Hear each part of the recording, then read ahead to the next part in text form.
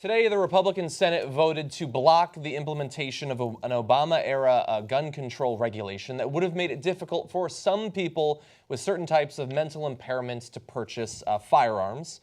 So that has now moved on to the White House, and it's widely expected that Donald Trump will be signing it. So yes, there was going to be a new regulation to make it harder for people with certain types of mental impairments to get guns, and the Republican Senate, as one of the, I think the third bill, maybe the fourth bill that they're sending to the White House, they're blocking that because they don't want to stop those people from getting guns. The Obama administration rule required the Social Security Administration to send in the names of beneficiaries with mental impairments who also have a third party manage their benefits. And so that is not some sort of all-inclusive list of people with all mental impairments of various types. It's a very limited number of people who have some sort of mental impairment and have someone else manage their financial matters. So it's a person who cannot personally control their own money. So again, very constrained. Now, the reason that they could do this on a 57-43 vote was using an expedited process established through the Congressional Review Act. Regulation would be made invalid when a simple majority of both chambers passed a joint resolution of disapproval and the president signs it, which of course the Republicans love because they want to make it easier to get rid of regulations. Nothing about making it easier to pass new ones, just getting rid of them.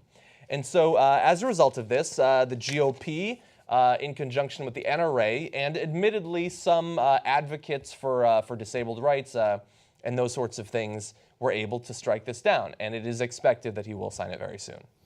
Okay, so let me go off on almost everyone involved here. So first, the Republicans. Every time there's a shooting, they say, no, it's not a gun issue. It's a mental health issue. That's the only thing they'll say. They'll admit maybe we should do something about mental health. And here it is. On the mental health issue, they said, nah, give them guns anyway. So then never talk about mental health again. Yeah.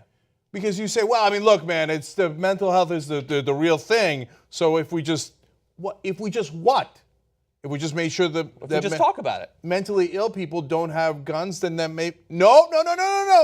If you're mentally ill, we want you locked and loaded. They're making that. They voted that way. And by the way, it's not just Republicans. Some Democrats voted with them too. Yeah. So, I mean, you want to talk about mentally ill?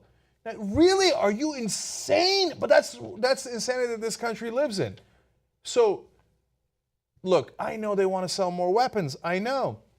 And I know all those politicians are deeply corrupt, and they all get paid by the NRA, and they think, I don't care, your son gets murdered, someone you love gets murdered by someone who is mentally ill.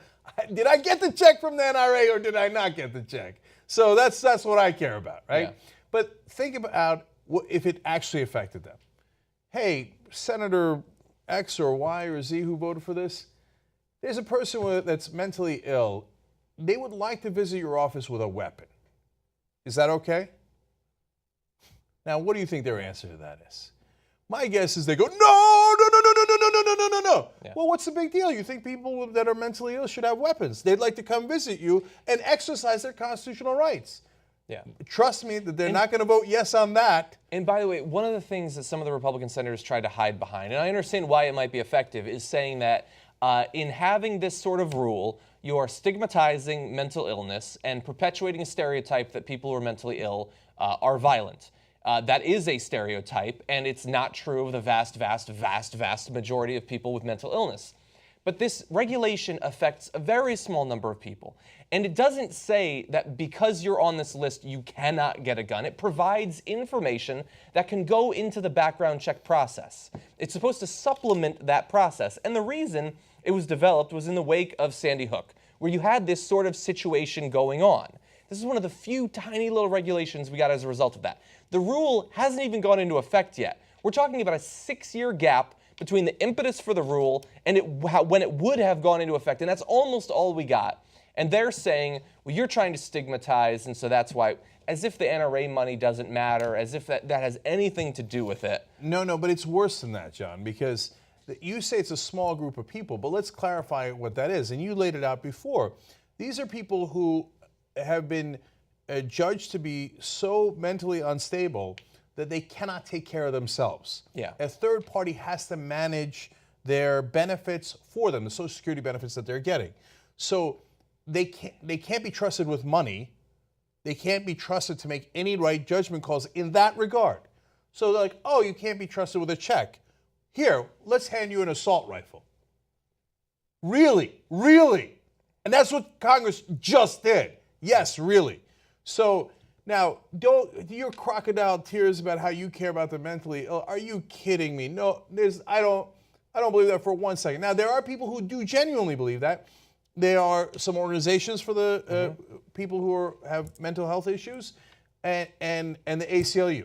And I think on this issue, they are totally, completely, and utterly wrong. So their idea is, hey, don't stigmatize people with mental health issues. But we're not stigmatizing all of them. I don't believe that they're all violent. Of course not. So I unlike Republicans, I understand science, and I understand the data, and I understand what percentage it applies to. But we're not questioning that all those people who need a third party to manage their benefits are violent. Nobody's saying that.